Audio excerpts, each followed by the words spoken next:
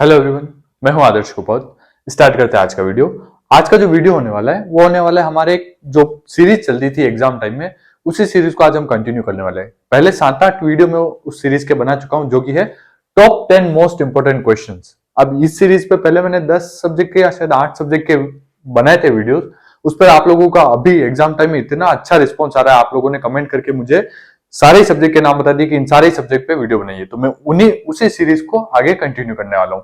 अगर आप मेरे को पहले से जानते हो, पहले से फॉलो कर रखे हो, तो आपने वो सीरीज जरूर देखी होगी। अगर नहीं देखी है तो यहाँ से देखना स्टार्ट कर सकते हैं। इसमें मैं हर एक सब्जेक्ट को लेता हूं, उसके 3 से 4 यूनिवर्सिटी के 5 साल के पेपर लेता हूं, 5 साल के पेपर को देखता हूं उस सब्जेक्ट के, और उसमें से जो टॉप 10 मोस्ट इंपोर्टेंट क्वेश्चन मुझे लगते हैं ये क्वेश्चन हर बार रिपीट हो रहे हैं या इन क्वेश्चन से रिलेटेड कुछ ना कुछ हर बार रिपीट हो रहा है, वो 10 क्वेश्चन मैं आपके लिए इस वीडियो में लेकर के आता हूं। और उनमें से कोई ना कोई क्वेश्चन आप लोगों के एग्जाम में हेल्प करने में आता ही आता है। या यूं का यूं क्वेश्चन, ज्यादातर तो यूं का यूं क्वेश्चन ही आ जाता है। 10 में से 3 या 4 क्वेश्चन यूं के यूं उठ करके आ जाते हैं। तो इस सीरीज से आप लोगों को बहुत हेल्प हो रही थी, आप लोगों ने कमेंट किया, इसीलिए इस सीरीज को आज से मैं फिर से चालू करने वाला हूं और बाकी जो भी सब्जेक्ट बचे हुए हैं सारे सब्जेक्ट को पूरा करने वाला हूं। अब लेकिन मैं क्वेश्चन कहां से लाता हूं, कैसे करता हूं, ये सब मैं पहले बताता रहता था। अब इस सीरीज को ज्यादा लंबा नहीं करूंगा, मैं इस सीरीज को डायरेक्ट स्टार्ट करूंगा और खत्म कर दूंगा 10 क्वेश्चन बता करके। अब मैं इसमें कुछ पूछना भी चाहता हूं, पहले एक बार स्टार्ट करते हैं फिर मैं आपको बताता हूं। भाई आज जो हम टॉप 10 मोस्ट इंपोर्टेंट क्वेश्चन देखने वाले वो देखने वाले हमारा जो सब्जेक्ट है ज्यूरिस्प्रूडेंस का, उस सब्जेक्ट के टॉप 10 मोस्ट इंपोर्टेंट क्वेश्चन देखने वाले हैं।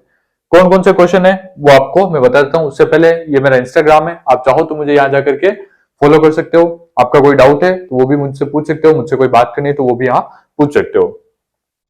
अब बात करें ज्यूरिस्प्रूडेंस सब्जेक्ट की। अब ये जो वीडियो मैं बना रहा हूं अभी ये वाली, क्योंकि ज्यूरिस्प्रूडेंस सब्जेक्ट अभी तक मैंने पढ़ाया नहीं है, तो इसलिए इस वीडियो में तो मैं आपको सिर्फ 10 इंपोर्टेंट क्वेश्चन बताऊंगा। क्वेश्चन के अंदर क्या लिखना है, कैसे लिखना है, किस तरीके से पॉइंट बना करके लिखने हैं, क्या क्या पॉइंट बनेंगे, जिन पॉइंट को देख करके एग्जाम में एग्जामिनर क्या करता है कि एग्जामिनर के पास बहुत ज्यादा कॉपियां आती है चेक करने के लिए, तो वो पूरा का पूरा नहीं पड़ता। अगर आपने पॉइंट ही इतना अच्छे से लिख दिया है तो एग्जामिनर को ऑटोमेटिक ऐसा लग जाता है कि हाँ इसने अगर पॉइंट इतना अच्छा से बना करके लिखा है तो इसने अंदर सही ही मैटर लिखा होगा। तो वो जो पॉइंट बनाने होते हैं वो पॉइंट भी मैं अगले पेपर से, क्योंकि ज्यूरिस्प्रूडेंस मैंने अभी तक पढ़ाया नहीं है और मैं इतना अच्छे से ज्यूरिस्प्रूडेंस को पढ़ाता भी नहीं हूं, तो इस वजह से मैं ज्यूरिस्प्रूडेंस में नहीं बता रहा हूं। लेकिन बाकी सारे जो पेपर है बीएनएस के और जो भी सारे पेपर है उन सब में मैं आपको क्वेश्चन भी बताऊंगा, क्वेश्चन के साथ क्या क्या पॉइंट लिखने होते हैं वो भी बताऊंगा। जैसे मैं एक क्वेश्चन में आपको इसमें बता देता हूँ। जैसे फर्स्ट इंपोर्टेंट क्वेश्चन है हमारा, विधि शास्त्र की परिभाषा दीजिए, विधि शास्त्र का अन्य सामाजिक विज्ञानों से संबंध का उल्लेख कीजिए। अब मान लीजिए ये क्वेश्चन आपके एग्जाम में आया तो आपको इसका आंसर कैसे देना। सबसे पहले तो विधि शास्त्र की परिभाषा, क्वेश्चन को तोड़ दीजिए, क्वेश्चन को तोड़ दीजिए। पहला क्वेश्चन तो यहां बन रहा है, दूसरा क्वेश्चन यहां बन रहा है, यानी कि एक ही क्वेश्चन में 2 क्वेश्चन पूछ रखे हैं। पहला क्वेश्चन है विधि शास्त्र की परिभाषा दीजिए, तो सबसे पहले ऐसा नहीं करना है कि परिभाषा दीजिए अगर पूछ लिया सीधे परिभाषा स्टार्ट नहीं कर देनी। सबसे पहले तो विधि शास्त्र के बारे में बताना है कि विधि शास्त्र क्या है, विधि शास्त्र क्या होता है, विधि शास्त्र शब्द की उत्पत्ति कैसे हुई। जैसे इस क्वेश्चन को मैं आपको थोड़ा बहुत समझा देता हूँ। जैसे विधि शास्त्र के बारे में बता रखा है तो भाई पहले बताना है कि भाई विधि शास्त्र का मतलब है कि विधि का अध्ययन करने वाला शास्त्र जो है विधि शास्त्र है। उसके बाद ये शब्द कौन सा है, ये लैटिन शब्द है ज्यूरिस्प्रूडेंस। ज्यूरिस्प्रूडेंस शब्द का हिंदी रूपांतरण है जो कि है विधि शास्त्र। ज्यूरिस्प्रूडेंस शब्द कहां से आया, लैटिन भाषा का शब्द है। ज्यूरिस्प्रूडेंस शब्द कैसे बना, फिर इसके बारे में बता लेना कि भाई ये शब्द जो है ज्यूरिस्प्रूडेंस, ये 2 शब्दों से मिलकर बना है, ज्यूरिस और प्रूडेंस, इन दोनों शब्दों से मिलकर बना है। फिर इनके अर्थ बता देना है कि ज्यूरिस का अर्थ होता है विधि और पुण्यज का मतलब होता है कि ज्ञान रखने वाला, यानी कि विधि का ज्ञान रखने वाला, यानी कि विधि शास्त्र। तो इस तरीके से पहले आपको पूरा खाली विधि शास्त्र शब्द को समझाना है। तो इतना 5-6 लाइन आपको इसमें बढ़ जाएगी, भाई विधि शास्त्र क्या होता है, कहां से आया, इसका किस शब्द से बना, ज्यूरिस्प्रूडेंस से बना। ज्यूरिस्प्रूडेंस कहां से आया, ज्यूरिस्प्रूडेंस लैटिन शब्द था। ज्यूरिस्प्रूडेंस शब्द फिर कहां से बना, ज्यूरिस्प्रूडेंस शब्द 2 शब्दों से मिलकर बना, ज्यूरिस और प्रूडेंस से। फिर ज्यूरिस का मतलब क्या होता है और प्रूडेंस का मतलब क्या होता है, ये सब बता दोगे। इतना जब आप बताओगे तो 5-6 लाइन आपकी वैसे ही बढ़ जाएगी। 5-6 लाइन बढ़ने के बाद आपको क्या करना है, फिर आपको पॉइंट डालना है परिभाषाओं का। फिर सामंत की परिभाषा बता दी, विनफील्ड की परिभाषा बता दी। तो इस तरीके से आपको 2-3 विधिवेताओं की परिभाषा बतानी। ध्यान रखना है कि सबसे पहले तो आप कॉमन निकाल लो सामंत की। ज्यादातर मैं जब एलएलबी में था तो मैंने सामंत की परिभाषा का सबसे ज्यादा इस्तेमाल किया था। तो सामंत की क्योंकि याद रखने में इजी होती है इसीलिए मैंने सामंत को चुना था। आपको जो याद रखने में हो जाए उस एक विधिवेता की जो ज्यादा परिभाषा दे रखी हो, हर पॉइंट पे जिसने परिभाषा दे रखी हो जिस विधिवेता ने, उसकी आप पकड़ लीजिए। जैसे मैंने सामंत की पकड़ रखी थी तो सामंत की मैं परिभाषा हर पॉइंट में लिख देता। तो सामंत की ले लो, विनफील्ड की ले लो, तो सामंत के शब्दों में या फिर सामंत के अनुसार लिख करके फिर सामंत की जो पूरी परिभाषा है वो लिख दीजिए। फिर उस परिभाषा को अपने शब्दों में समझा दीजिए। फिर विनफील्ड की परिभाषा या विनफील्ड के शब्दों में लिख दीजिए, फिर उसकी पूरी परिभाषा को समझा दीजिए और फिर उसको अपने शब्दों में समझा दीजिए। तो ये क्या होगा, ये यहां से यहां तक का पार्ट जब आप लिखोगे तो वैसे ही 1 पेज 1.5 पेज बढ़ जाएगा। 1-1.5 पेज बढ़ जाने के बाद फिर आपको आना है विधि शास्त्र का अन्य सामाजिक विज्ञानों से संबंध का उल्लेख कीजिए कि भाई फिर बताना है कि विधि शास्त्र का अन्य सामाजिक विज्ञानों से क्या संबंध है। तो पहले डायरेक्ट ये पॉइंट भी स्टार्ट नहीं कर देना, इसमें भी पहले अन्य सामाजिक विज्ञानों के बारे में बताना है, विधि शास्त्र के बारे में बताना, उसके बाद लिखना है कि भाई विधि शास्त्र का इतिहास से संबंध, विधि शास्त्र का विज्ञान से संबंध, विधि शास्त्र का सामाजिक ज्ञान से संबंध, विधि शास्त्र का अन्य जितने भी पॉइंट दे रखे, इसमें 5 पॉइंट दे रखे, क्योंकि अब ये जूरिस्प्रूडेंस अभी तक मैंने पढ़ाया नहीं और मैं आप लोगों को इतना डीप में लेके भी नहीं जाना चाहता हूं, तो इस तरह से आपको आंसर लिखना है। अब इस जूरिस्प्रूडेंस सब्जेक्ट में ही मैं आपको नहीं बताने वाला हूं कि भाई आंसर कैसे लिखने, दूसरे जितने भी इंपॉर्टेंट क्वेश्चन की वीडियो आएगी अब मेरी, उनमें मैं आपको पूरा आंसर कैसे लिखना है वो भी मैं उस वीडियो में बता दूंगा, ताकि आपको एग्जाम में अच्छे से अच्छे नंबर आए। आपको ध्यान रखना है कि जब आप पॉइंट अच्छे से लिखोगे तो आपको ज्यादा अच्छे से नंबर मिलेंगे। एग्जामिनर के पास इतना टाइम, फालतू टाइम नहीं होता है कि वो हर एक स्टूडेंट की सारी आंसर शीट पढ़े। अगर आप पॉइंट इतना अच्छा, इतना परफेक्ट लिख देते हो कि उसे लग जाता है कि इसने पॉइंट इतना अच्छे से लिखा है, इसने सेक्शन एकदम करेक्ट लिखे, जैसे इसमें तो सेक्शन नहीं है लेकिन कोई सेक्शन वाला है तो उसमें सेक्शन एकदम करेक्ट लिखे, सब सेक्शन भी लिखा है, तो उसको लग जाता है कि हाँ इस स्टूडेंट को कुछ ना कुछ आता है। तो क्लियर लिखो, पॉइंट बनाकर लिखो, सेक्शन याद है तो लिखो, नहीं याद है तो गलत सेक्शन मत लिखो। इन चीजों का ध्यान रखोगे तो आपको एग्जाम में अच्छे नंबर मिलेंगे। अब जूरिस्प्रूडेंस में मैं बाकी चीजें नहीं बताने वाला हूँ, सिर्फ क्वेश्चन बताने वाला हूँ। 10 क्वेश्चन देख लेते हैं। अगले जो भी सीरीज है, अगला जो भी सब्जेक्ट लूंगा उसमें मैं आंसर कैसे लिखना है वो सारी चीजें भी बताता चलूंगा। तो पहला क्वेश्चन देख लीजिए, विधि शास्त्र की परिभाषा दीजिए, विधि शास्त्र का अन्य सामाजिक विज्ञान से संबंध का उल्लेख कीजिए। ये था फर्स्ट क्वेश्चन। दूसरा क्वेश्चन है, विधि शास्त्र सुस्पष्ट विधि का दर्शन है। ये किसने कहा था? ये कहा था ऑस्टिन ने। तो ऑस्टिन की जो परिभाषा थी उसमें ऑस्टिन ने कहा था कि विधि शास्त्र सुस्पष्ट विधि का दर्शन है। तो इस परिभाषा को, यानी कि ऑस्टिन की परिभाषा को अच्छे से समझाना है। तो आपको ध्यान रखना है, पहली तो एक तो सामंड की, दूसरी ऑस्टिन की, इन दोनों की परिभाषाओं को अच्छे से रट के याद कर लो, इन दोनों को समझ लो, ये दोनों ज्यादातर पूछी जाती है। तीसरे क्वेश्चन पे आ जाते हैं। तीसरा क्वेश्चन देखिए फिर से ऑस्टिन वाला ही आ गया। ऑस्टिन द्वारा प्रतिपादित विधि के अज्ञानात्मक सिद्धांतों की विवेचना कीजिए। ऑस्टिन ने यह भी दिया था कि विधि के अज्ञानात्मक सिद्धांत, विधि के अज्ञानात्मक सिद्धांत क्या है? सबसे पहले अभी तो यहाँ इस क्वेश्चन में तो ये लिखा हुआ है कि ऑस्टिन के द्वारा प्रतिपादित विधि के अज्ञानात्मक सिद्धांत, लेकिन कई पेपर में मैंने ऐसा भी देखा था कि उसमें सिर्फ यह आया था कि विधि के अज्ञानात्मक सिद्धांत की परिभाषा दीजिए तथा ये सिद्धांत किसने प्रतिपादित किया। तो उसमें आपको यह भी ध्यान रखना है कि ऑस्टिन ने प्रतिपादित किया, या फिर ऐसा पूछ ले कि ऑस्टिन ने विधि शास्त्र के बारे में कौन सा सिद्धांत प्रतिपादित किया, तो आपको ये भी ध्यान रखना चाहिए, यानी कि यहां से ये भी आना चाहिए और यहां से जो है ये भी आना चाहिए। तो दोनों चीजें आपको आनी चाहिए। तो इन दोनों चीजों को भी ध्यान रखिएगा। ये हो गया हमारा थर्ड मोस्ट इंपोर्टेंट क्वेश्चन। मैं पहले ही बता रहा हूं, अभी मैं इनका आंसर कैसे लिखना है वो नहीं बता रहा हूं। जूरिस्प्रूडेंस सब्जेक्ट में, बाकी सब्जेक्ट में मैं आंसर कैसे लिखना है, जैसे फर्स्ट क्वेश्चन में मैंने बताया उस तरीके से सभी क्वेश्चन में मैं बताऊंगा अगली सीरीज में, या अगले जो भी सब्जेक्ट बताऊंगा उनमें। इसमें नहीं बता रहा हूं क्योंकि जूरिस्प्रूडेंस पहली बात तो ये इतना समझने वाला सब्जेक्ट भी नहीं है, क्योंकि इसमें ज्यादातर चीजें याद करने, समझना तो जरूरी है ही है लेकिन उसके साथ याद भी करना पड़ता है। तो इसलिए इस सब्जेक्ट में मैं इतना नहीं बता रहा हूँ, क्योंकि मैंने पढ़ाया हुआ भी नहीं है आप लोगों को, तो आप मुझसे बाद में क्वेश्चन करोगे कि ये कहाँ है, कैसे है, तो इसीलिए। फोर्थ क्वेश्चन है कि हैंस केल्सन के विधि के विशुद्ध सिद्धांत, ये भी एक इंपॉर्टेंट क्वेश्चन है। विधि के विशुद्ध सिद्धांत, विधि के विशुद्ध सिद्धांत की व्याख्या कीजिए और भारत में उसकी प्रासंगिकता की विवेचना कीजिए। यानी कि विधि के विशुद्ध सिद्धांत, इन क्वेश्चन को आप या तो स्क्रीनशॉट ले लीजिए या एक साथ में वीडियो पॉज करते जाइए और लिखते जाइए। इस क्वेश्चन को भी बहुत बार देखा गया है। कौन से पेपर में देखा? सबसे ज्यादा देखा मैंने 20 से लगा करके 24 तक के जो भी पेपर हुए हैं उनमें सबसे ज्यादा रिपीट होने वाले क्वेश्चन थे ये। 20 से लगा करके 24 में सबसे ज्यादा रिपीट होने वाले क्वेश्चन थे, वो क्वेश्चन में से ये एक क्वेश्चन है, हैंस केल्सन के विधि के विशुद्ध सिद्धांत।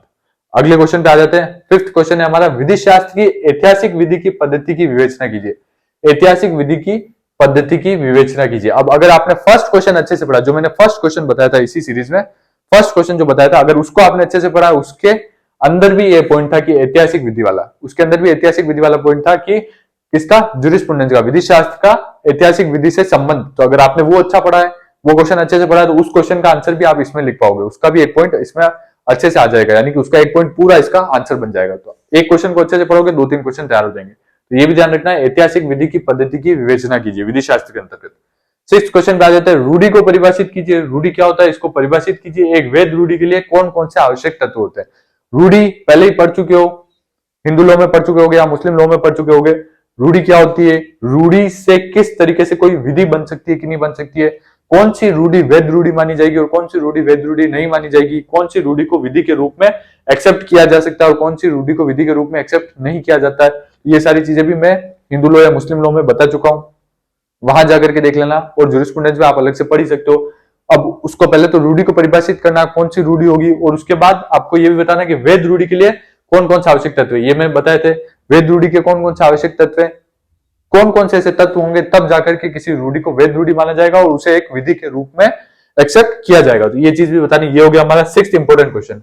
आ जाते हैं 7th इंपोर्टेंट क्वेश्चन के ऊपर, जो कि है पूर्व निर्णय की परिभाषा दीजिए। पूर्व निर्णय क्या होता है? जो पहले किसी कोर्ट ने जजमेंट दे रखा है उस जजमेंट को पूर्व निर्णय कहते हैं। यानी कि पहले किसी ने किसी सेम टॉपिक पर कोई जजमेंट दे रखा तो वो उस समय के लिए उसका क्या हो गया? पूर्व निर्णय हो गया। तो उस टॉपिक पर उस पूर्व निर्णय की सहायता ली जा सकती है। तो पहले तो पूर्व निर्णय की परिभाषा देनी है, उसको समझाना है, पूर्व निर्णय क्या होता है, पूर्व निर्णय की अहमियत क्या होती है, क्या महत्व होता है, उन सब के बारे में समझाना है। पूर्व निर्णय के क्या क्या प्रकार है, कौन कौन से प्रकार है पूर्व निर्णय के, भारत में कौन कौन सी कोर्ट के निर्णयों को संभाल के रखा जाता है, जैसे सुप्रीम कोर्ट और हाई कोर्ट के निर्णयों को संभाल के रखा जाता है। इनको बाद में ऐसे सेम टॉपिक पर अगर कोई जजमेंट दे रखा तो उस जजमेंट को, इन कोर्ट के जजमेंट को लेकर के निचली अदालतों में बताया भी जा सकता है कि इस टॉपिक पर हाई कोर्ट ने ये जजमेंट दिया था या इस टॉपिक पर सुप्रीम कोर्ट ने ये जजमेंट दिया था। तो इसको एज ए रेफरेंस भी बताया जा सकता है। अब इसका भी मैंने आपको बताया था कि भाई सुप्रीम कोर्ट का होगा तो वो कहाँ? हाई कोर्ट में चलेगा। हाई कोर्ट का होगा तो वो कहाँ चलेगा? नीचे की सारी अदालतों में चलेगा। सुप्रीम कोर्ट का भी नीचे की सारी अदालतों में चलेगा। लेकिन हाई कोर्ट का जो होगा वो सुप्रीम कोर्ट में नहीं मान्य होगा, या फिर किसी अन्य हाई कोर्ट का होगा वो भी दूसरी हाई कोर्ट में मैंडेटरी नहीं होगा। वो उसको हाँ आप बता सकते हो, लेकिन ये हाईकोर्ट माने या ना माने ऐसा कोई जरूरी नहीं है। तो आपको ये सारी चीजें भी मैं पहले पढ़ा चुका हूं, आपने अगर अच्छे से पढ़ी है तो आपको याद होगी। तो पूर्व निर्णय के क्या क्या प्रकार है और विधि के स्रोत के रूप में इसकी महत्वपूर्ण भूमिका को बताइए। यानी कि विधि के स्रोत के रूप में भी इसे इस्तेमाल किया जाता है। अगर किसी टॉपिक पर पूर्व में किसी न्यायालय ने, चाहे तो आजादी के बाद या आजादी के पहले भी किसी टॉपिक पर, अगर जो इंग्लैंड के समय का टाइम था उस टाइम पे भी अगर कोर्ट ने कोई ऐसी पॉइंट पर कोई जजमेंट दे रखा तो उस जजमेंट को एज ए विधि के रूप में लिया जा सकता है जूरिस्प्रूडेंस के अंदर। तो कैसे लिया जा सकता है, क्या होता है, उसकी क्या प्रक्रिया है, उसके कितने प्रकार है, और ये सारी चीजें भी आपको याद करनी है। तो ये हो गया हमारा 7th इंपोर्टेंट क्वेश्चन। आ जाते हैं 8th इंपोर्टेंट क्वेश्चन के ऊपर। स्वामित्व की परिभाषा दीजिए। स्वामित्व किसे कहते हैं और इसके आवश्यक तत्व क्या क्या है? स्वामित्व की परिभाषा दीजिए, स्वामित्व के बारे में बताइए और इसके आवश्यक तत्व क्या क्या है। ये ध्यान रहे, ये किसमें टीपी के थ्रू नहीं बताना है, टीपी वाला नहीं बताना, ट्रांसफर ऑफ प्रॉपर्टी वाला नहीं बताना है, जूरिस्प्रूडेंस के रेफरेंस में बताना है। मैं आपको पहले ही बता चुका हूं, यहां पर हर एक टॉपिक जिस सब्जेक्ट के बारे में लिख रहे हो उसी सब्जेक्ट के अंदर लिखना है। जैसे कोर्ट के अंदर में अभी आपको थोड़े टाइम पहले ही उसमें भारतीय न्याय संहिता में पढ़ा रहा था कि भाई आप न्यूसेंस को देखोगे तो न्यूसेंस जब आप पढ़ोगे तो न्यूसेंस टोर्ट में न्यूसेंस एक ही है, लेकिन जब आप टोर्ट का एग्जाम दे रहे हो तो आपको टोर्ट के एग्जाम्पल के साथ, टोर्ट की चीजों के साथ, टोर्ट के रेफरेंस के साथ आपको न्यूसेंस लिखना होगा। और जब आप भारतीय न्याय संहिता के अंदर लिख रहे हो तो आपको बीएनएस के अंतर्गत न्यूसेंस को लिखना होगा, उसमें कहां परिभाषा दे रखी है उसके एग्जाम्पल के साथ लिखना होगा, उसके केस क्लोज के साथ लिखना होगा। हे न्यूसेंस एक ही, लेकिन जिस सब्जेक्ट का एग्जाम दे रहे हो उस सब्जेक्ट के अंदर उस सब्जेक्ट की तरह ही लिखना होगा आपको आंसर। उसी तरह से या स्वामित्व की परिभाषा के बारे में बताएगा तो स्वामित्व या जूरिस्प्रूडेंस के अंदर पूछा है तो जूरिस्प्रूडेंस के संदर्भ में आपको स्वामित्व को बताना है। ऐसा नहीं कि आप टीपी में जाकर के जो स्वामित्व दे रखा है उसके बारे में बता रहे हो, ट्रांसफर ऑफ प्रॉपर्टी के बारे में बता रहे हो, तो वो चीज नहीं चलेगी। आपको ध्यान रखना है कि जिस सब्जेक्ट के रेफरेंस में पूछा है उसी सब्जेक्ट के रेफरेंस में पूछो। यानी कि आप मान लीजिए मेरी वीडियो देखते हो या यूट्यूब पे किसी के भी वीडियो देखते हो तो आप सिर्फ अगर ये टॉपिक सर्च करो स्वामित्व का तो वीडियो किसकी आ जाएगी? टीपी की आ जाएगी। टीपी का पढ़ करके आप अगर जूरिस्प्रूडेंस में लिख करके आ गए तो आपको कुछ नंबर नहीं मिलेंगे। तो आपको एक चीज ध्यान रखना है, जूरिस्प्रूडेंस के अंदर पूछा तो जूरिस्प्रूडेंस के रेफरेंस में आपको लिखना है। आ जाते हैं अगले हमारे क्वेश्चन के ऊपर। आधिपत्य यानी कि कब्जे की परिभाषा देते हुए उसके विभिन्न प्रकार बताइए। कब्जा क्या होता है? अब यहाँ पर भी कब्जे, आधिपत्य कब्जे के बारे में बताना, तो ये किसके बारे में बताना है? जूरिस्प्रूडेंस के रेफरेंस में बताना है, उसके रेफरेंस में नहीं बताना है। ये चीज ध्यान रखना, आपको इस चीज को इंपॉर्टेंट मान करके चलना। कई स्टूडेंट यही करते हैं कि भाई कब्जा, वो जमीन वाला कब्जा, वो वैसा लिख करके आ जाता है, तो वो चीज नहीं करनी है। थोड़ा ध्यान रखना है, जूरिस्प्रूडेंस के संदर्भ में पूछा है तो जूरिस्प्रूडेंस के संदर्भ में ही बताना है। ये हो गया हमारा 9th इंपोर्टेंट क्वेश्चन। आ जाते हैं 10th इंपोर्टेंट क्वेश्चन के ऊपर। इसके बाद में एक मोस्ट इंपोर्टेंट क्वेश्चन आपके लिए लेकर आऊंगा। वैसे ये 10th वाला जो है यही मोस्ट इंपोर्टेंट क्वेश्चन है। क्या है? दंड के विभिन्न सिद्धांतों की विवेचना कीजिए। दंड के विभिन्न सिद्धांतों की विवेचना कीजिए। मैंने जितनी भी यूनिवर्सिटी के पेपर देखे उनमें से एक भी पेपर ऐसा नहीं था, एक भी यूनिवर्सिटी ऐसी नहीं थी जिसके अंदर ये क्वेश्चन एक न एक बार नहीं आया हो। हर बार आया हुआ क्वेश्चन है, इस क्वेश्चन को तो अच्छे से रट लेना, लिख लो, स्क्रीनशॉट ले लो। दंड के विभिन्न सिद्धांतों की विवेचना कीजिए। सुधारात्मक सिद्धांत को आप कहां तक न्यायोचित मानते हैं? दंड के विभिन्न सिद्धांत, अब कितने सिद्धांत है? 5 सिद्धांत है या 4 सिद्धांत है? जो भी सिद्धांत है उन सबको याद करना है। उनमें से एक सिद्धांत है सुधारात्मक सिद्धांत। सुधारात्मक सिद्धांत को कहां तक उचित माना गया है? जैसे वो आंख के आंख बदले आंख वाला सिद्धांत, और ये पांचों जो चीजें हैं ये भी मैं शायद यूट्यूब पे डाली है या नहीं डाली मुझे याद नहीं है, क्योंकि ये वीडियो बनाते टाइम वो अपलोड हुई है या नहीं हुई है, लेकिन ये पांचों सिद्धांत मैं पढ़ा भी चुका हूं। इसमें भी है, प्लस ये पांचों सिद्धांत किसमें? अपने बीएनएस में भी है। तो आपको जूरिस्प्रूडेंस के संदर्भ में लिखना है, ये ध्यान रखना, बीएनएस वाले इधर नहीं लिखना। चीजें सेम है, परंतु जिस संदर्भ में पूछा जाए उसी संदर्भ में अपने को लिखना है। तो इसलिए ध्यान रखें, दंड के विभिन्न सिद्धांतों की विवेचना कीजिए। सुधारात्मक सिद्धांत को आप कहां तक न्यायोचित मानते हैं, इस चीज के बारे में भी आपको बताना। अब आ जाते हैं अगले पॉइंट के ऊपर। 11th हमारा लास्ट क्वेश्चन है। 10th वाला जो क्वेश्चन मैंने बताया था बहुत इंपॉर्टेंट क्वेश्चन था, याद नहीं है तो याद कर लीजिए, उसको तो एकदम अच्छे से रट लीजिए। सारे सुधारात्मक, सारे जो दंड के सिद्धांत है, सारे सिद्धांतों को अच्छे से याद कर लीजिए। 11 जो हमारा क्वेश्चन है वो, उसमें 5 छोटे छोटे क्वेश्चन लेकर के आया हूं। इन पांचों क्वेश्चन को आपको एक बार देख लेना है। कौन कौन सा है? विधि शास्त्र की विषय वस्तु क्या है, पहले तो इसको देख लेना। दूसरे साथ इसकी प्रकृति और विचारधारा की मुख्य विशेषताएं क्या क्या है, किसकी विधि शास्त्र की प्रकृति क्या है और उसकी विचारधारा की मुख्य विशेषताएं क्या है, इनके बारे में भी देख लेना। इसके बाद देख लेना है कि भाई आधिपत्य अर्जित करने के लिए विभिन्न तरीकों को बताइए। विधि शास्त्र में आधिपत्य अर्जित करने के लिए विभिन्न जो तरीके दे रखे हैं उनके बारे में बताइए, कब्जे वाला वो वाला। और विधिक व्यक्ति क्या होता है, विधिक व्यक्ति किसे माना गया है, कौन विधिक व्यक्ति होता है। जैसे किसी कंपनी को विधिक व्यक्ति माना गया है तो कब माना जाता है किसी कंपनी को विधिक व्यक्ति, क्या उसे कोर्ट से समन भेज सकते हैं, कंपनी को समन भेज सकते हैं, नहीं भेज सकते हैं, ये सारी चीजें इसमें आ जाएगी विधिक व्यक्ति वाले में। तो ये भी आपको पढ़ना है। दूसरी बात, संपत्ति किसे कहते हैं, संपत्ति, अब ये भी ध्यान रखना कि ये वो टीपी वाला नहीं है, जूरिस्प्रूडेंस वाला है। संपत्ति किसे कहते हैं और ये कितने प्रकार की होती है, इसके बारे में भी आपको बताना है। और एक लास्ट क्वेश्चन है जो कि इंपॉर्टेंट क्वेश्चन है, लोक चेतना का सिद्धांत। ये ध्यान रखना, लोक चेतना का सिद्धांत। लोक चेतना का सिद्धांत किसे कहते हैं, क्या होता है, किसने प्रतिपादित किया, इसको बारे में सब कुछ आपको बताना है। तो ये हो गए हमारे टॉप 11। वैसे 10 लेके आने वाला था, लेकिन मुझे लगा कि ये 5 छोटे क्वेश्चन भी इंपॉर्टेंट है, तो इसलिए ये भी लेकर के आया हूं। तो इन सारे क्वेश्चन को आपको, अगर आपका जूरिस्प्रूडेंस का एग्जाम आने वाला है, आपका एलएलबी का एग्जाम आने वाला है, आपके एलएलएम का एग्जाम आने वाला है, बीएलएलबी का एग्जाम आने वाला है, यानी कि लॉ से रिलेटेड जूरिस्प्रूडेंस सब्जेक्ट जिसमें भी आ रहा है, उसमें अगर आपका एग्जाम आने वाला है तो आपको ये 10 क्वेश्चन, ये 11 ही क्वेश्चन आपको यूं कहीं याद होने चाहिए। इनमें से कुछ ना कुछ क्वेश्चन, कम से कम 3 क्वेश्चन या 4 क्वेश्चन तो मेरे हिसाब से हर एग्जाम में बैठ ही जाएंगे आपके। तो इन 11 ही क्वेश्चन को अच्छे से याद कर लीजिए। इस बार मैंने आंसर कैसे लिखना है वो सिर्फ फर्स्ट क्वेश्चन में ही बताया था, लेकिन अगली जो मैं वीडियो लाऊंगा उनमें हर क्वेश्चन में मैं आपको बताऊंगा कि कौन कौन से पॉइंट आपको किस सीक्वेंस में लिखने। ध्यान रहे, पॉइंट को भी सीक्वेंस होता है, उस सीक्वेंस में लिखने, जिस सीक्वेंस में क्वेश्चन पूछा गया है उसी सीक्वेंस में आपको पॉइंट बनाते जाना है और आंसर लिखना है। तो कैसे लिखना है वो भी मैं आपको बता दूंगा। और अगर आप मुझे कमेंट करोगे तो मैं एक पूरी डेडिकेटेड वीडियो ही बना दूंगा, एक पेपर पे पूरा आंसर लिख करके कि कैसे आंसर लिखते हैं, कहाँ क्या पॉइंट लिखना होता है, किस तरीके से लिखना होता है, कितना गैप छोड़ना होता है, वो सब करके भी एक पूरा एक यानी कि एक पेपर ही सोल्व करके मैं आपको बता दूंगा, अगर आप मुझे कमेंट करोगे तो बताइए ये वीडियो आपको कैसा लगा।